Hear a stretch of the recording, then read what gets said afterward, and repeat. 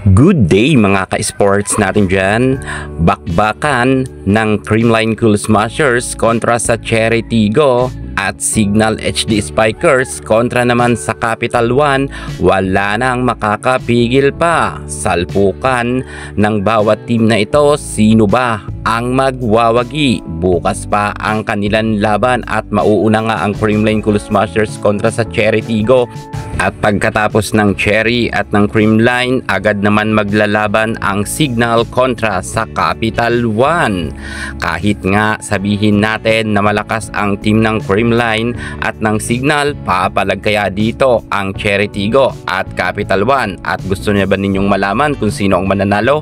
Panoorin nyo ang ating prediction. Pero bago ang lahat, subscribe ka muna. Click ang ating notification bell para lagi kang updated sa lahat ng issues sa volleyball. Susunod na.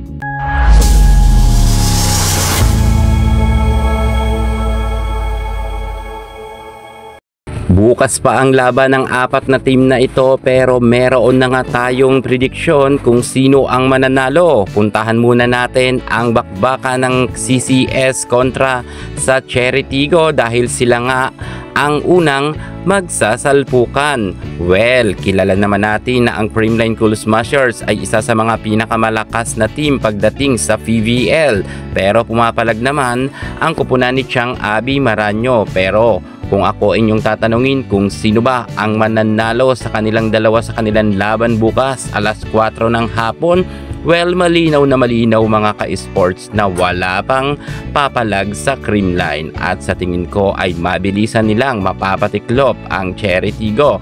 At kitang-kita naman natin na kulang sa puwersa ang nasabi nating Cherry kung ikukumpara natin sa All-Star ng CCS. Ang Creamline ay talagang tahimik lang ang ibang mga nasa bench, pero kapag pumasok na, i-score. Si Aragalang lang ang aasahan ng Cherry Tigo.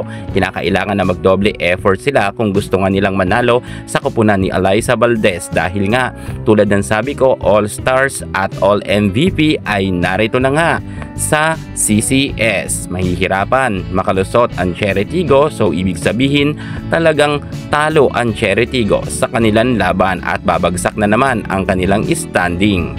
Well, pero sabi nga ng karamihan, bilog ang bola, malay nyo ay pumalag rin ang kupunan ni Chang Abby Maranyo. Hindi ko na kasi si Abby Maranyo nakikitaan masyado ng effort gaya ng mga nakaraan conference or ng kapanahunan nila ni Aragalang ay sobrang lakas nila. Si Abby Maranyo nga ngayon ay parang humina na rin, kung kaya sa tingin ko ay hindi nila kakayanin makalusot sa Creamline. Creamline pa talaga ang number 1 sa standing at malinis nga ang kanilang record pagdating sa second All-Filipino Conference. Wala nga silang naitalang talo.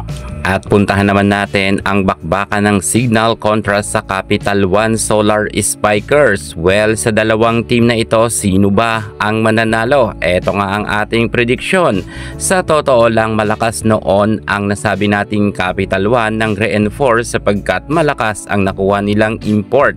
Pero pagdating sa All-Filipino Conference ay nasa laylayan rin ang Capital One sapagkat kulang nga sa puwersa ang kanilang team at wala nga masyado dito mga players na kilala.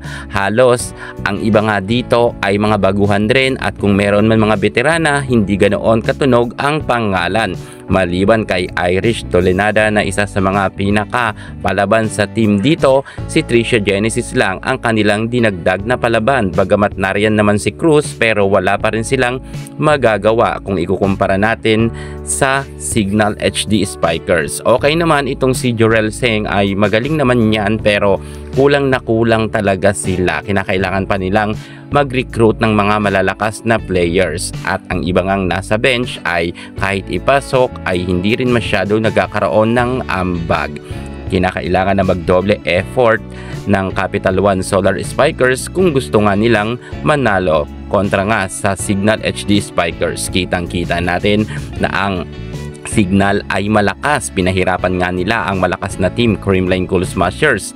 Halos may panalo pa ni Vanny Gandler ang naging laban nila. Kinakailangan paganahin nga nila ang kanilang spikers gaya nga ni Trisha Genesis at dapat tapatan niya si Vanny Gandler sa magiging laban nila, lalo't itong si Lalong Isip ay sobrang lumakas na rin, rookie pa lang yan. Talagang nabigyan ng kumpiyansa ni Vanny Gandler ang kanyang mga kasamahan rin na mag-level up. Ang galing, sumabay nga kay Gandler itong si Lalong Isip na nag-level up rin ang kagalingan, kung kaya halos masasabi natin na kahit wala nga itong si Ces Molina at Riri Meneses ay nasa mataas pa rin standing ang Signal at hindi basta-basta sila na tatalo. Matalo man sila ay papahirapan talaga nila ang kanilang magiging katapat. At kung pag-uusapan talaga sa labanan ng Capital One at Signal, syempre panalo na dyan ang kupunan ni Vanny Gandler. 100% tataob dito at titiklop ang Capital One kontra sa Signal HD Spikers. So yan na nga mga ka-sports natin dyan.